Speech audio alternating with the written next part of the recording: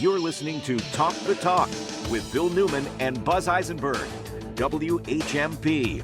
We continue our NPR segments, Northampton Poetry Radio, with erstwhile poet laureate Rich Michelson, who will be reading this Saturday, 2 o'clock at the Forbes Library. Is there a name for this presentation? Why 2 o'clock this Saturday at the Forbes Library, Rich? This is a Voices of Poetry reading at the Forbes Library this Saturday at 2 o'clock in the afternoon. It is free and accessible. I hope you will come out. I have the honor of reading with some other poets. Say very quickly, Martha McCullough of Amherst, Massachusetts is reading. Suzanne Rancourt, who is from Hadley, although Hadley, New York, but I'll say, hey, it's Hadley. That's good enough. That was good. That was well done. We'll say that's local. Anthony Walton, a professor at Bowdoin College and co-editor of the Vintage Book of African American Poetry. Myself, and my dear friend, Howard Faerstein, who has a new book out. It is absolutely beautiful. It is called Stay. And it is by Human Error Publishing, which is Paul Richmond's gig. Yes. For many people who know Paul, also a wonderful area poet.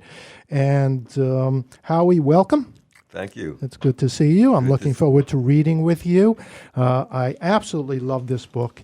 And it's Published by Human Error Publishing. Error. Hey, God, I love that. Yeah. If you look at the logo, it's even actual cooler because they spell it wrong. And then they put it X. So it's Human Error Publishing, Paul Richmond. They do wonderful books.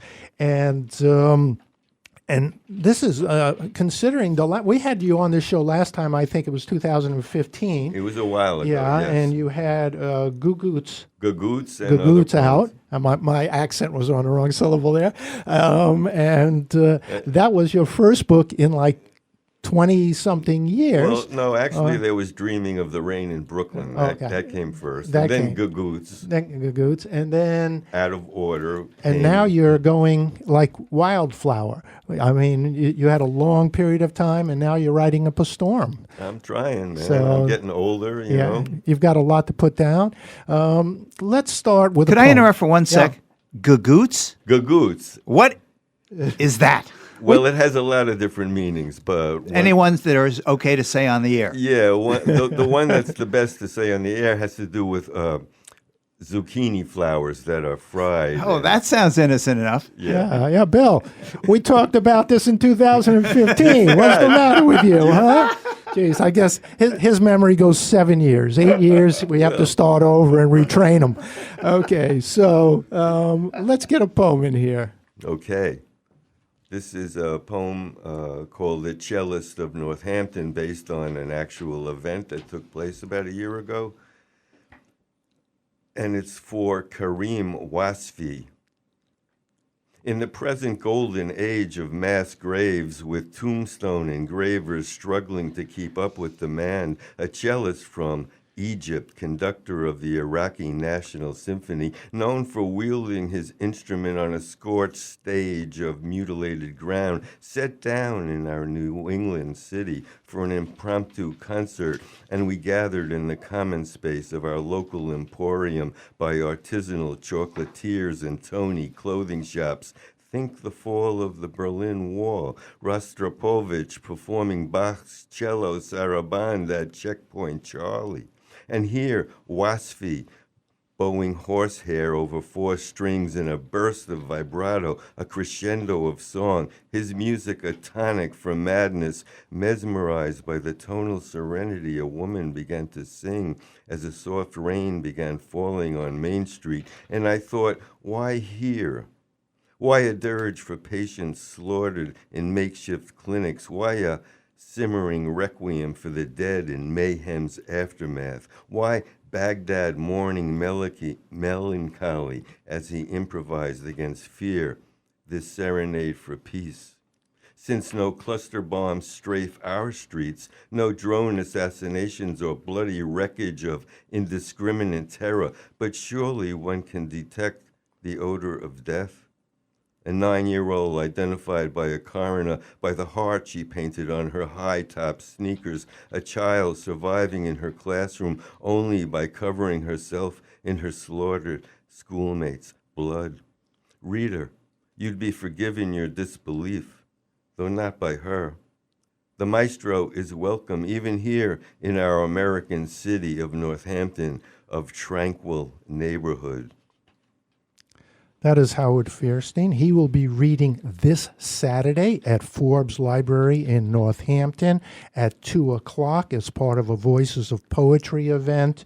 I hope everybody can get there. That was absolutely beautiful. It's a poem with local connections, international reverberations. And inspired by a real event on the streets of Northampton? Yes, this guy, Kareem Wasfi, came here. I don't know how he was invited or who invited him. He was supposed to play in the church.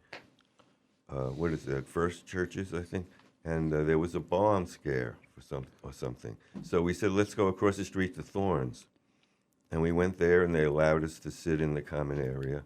And he started playing. And he just played. And he just played. It was just beautiful. Absolutely beautiful. So this poetry reading, Voices of Poetry, which is what, Voices of Poetry? Voices Rich of Michelson? Poetry is a national organization. I think there's like 5,000, if not more. Over 10,000. Over 10,000 poets. It's where... Hey, just wipe out 5,000 Yeah, poets that's in a single sentence. What the heck? I'm a poet too. 10,000 is too much competition. 5,000 I can handle.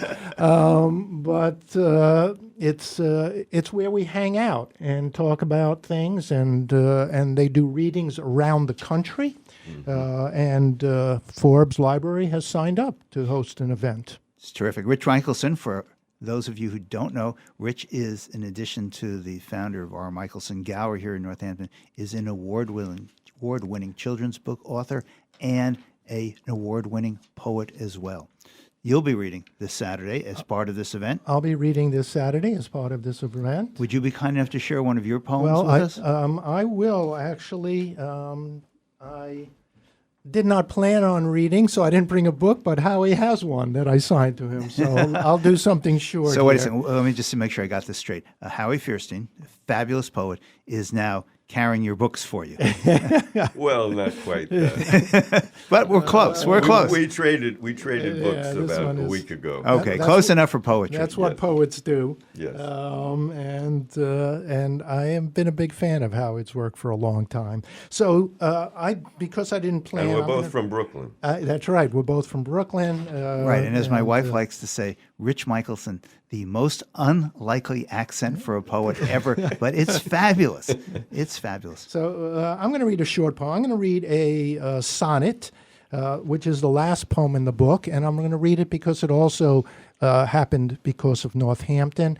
You all know the Hungry Ghost Bakery, which is where we all meet online every morning. And when I first moved to town, I was the fellow who runs the Hungry Ghost is also a poet. You should know that. And he was selling his bread for free if you bought a poem for $6. I thought that was a brilliant tactic and a way to get your book out there. And I wrote this poem. It's called Recipe. At the bakery, the bread is free, but the poem recited before bagging each loaf costs $6. A stratagem to celebrate life. Add water, leaven, and let the hymn, the canticle, the psalm rise in your throat. Uninvited to my own party, I didn't realize that the heavenly choir singing the cacophony of arguments inside my head was only the quiet couple next door quarreling in bed. What my mother would call a certain recipe for disaster. Of course, everyone deserves health care, shelter, food, even sexual satisfaction. I used to believe in intelligence. Now my wife wants to add loving kindness into the mix. Do we need to hear more from our gods or less? Odd how laughter's portions are larger on the poorest menu. Lord, give us the strength to feed each other and continue. Rich Michelson reading from his book. The title of that poem, Rich, is Recipe. And the title of the book is Sleeping as Fast as I Can. That's my new book, just out this month. again, Rich Michelson and Howie Faerstein will be reading at Forbes Library at 2 o'clock this Saturday, free and open to the public, Voices of Poetry. Voices of Poetry event. I would like to know this, Rich. You introduced that poem by saying it's a sonnet. Had you not said that, I would not know it was a sonnet. What is a sonnet other than, well, what I guess I learned a long time ago? A sonnet is 14 lines. Is it? A 14-line poem. Any other restrictions to being well, a there's a poet? rhyme scheme. So if you notice, it's generally it's either A B B A B A B, and that continues through 3 stanzas, and then you have the last 2 lines, which kind of sum things up, reflect on the rest of the poem, generally rhyming, which this poem does. The rhymes are subtle. I think, well, certainly you see them on the page. And in your ear, my aim is to give you a slight reverberation of, you hear some of the inner rhymes, you hear some of the end rhymes. But I didn't want them to be too strong because it's not a comic poem where you want hard end rhymes. Right, because the rhymes themselves, often in sonnets, from my point of view, are distracting and often intentionally so. Yeah, it depends what you're trying to. I mean, Shakespeare was pretty do. good at it. Yeah. Shakespeare. Oh, yeah, he wrote some sonnets and some great ones as well. How do I love thee? Let me count the ways, etc. No, that's not. But anyways, this book is very much informs. My book has a lot of sonnets. They give me a structure when the poems are very personal. They give me a structure in order to keep my emotions in check. Last Howie? question, if we might, for Howie Faerstein, who will be reading again 2 o'clock at the Forbes Library with a number of poets, including Rich Michelson, this Saturday, 2 o'clock, free and open to the public. I would like to know from you before we go, Howie, are you a poet who waits for inspiration and then you run for a pen and a pad of paper, or do you have a more structured approach to your writing? I try to write every day, but it's not a poem every day.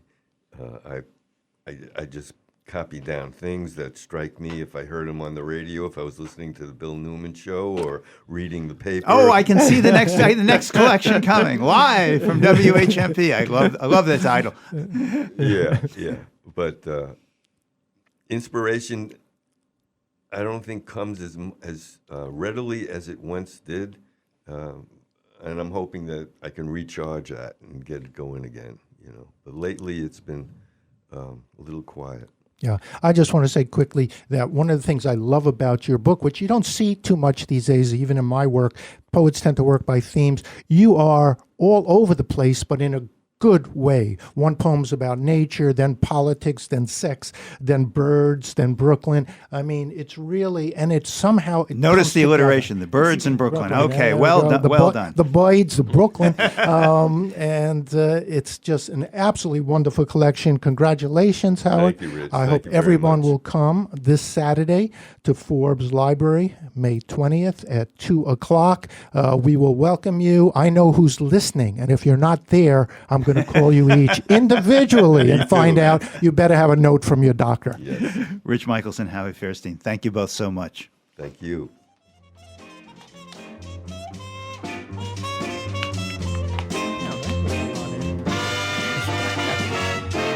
That was good.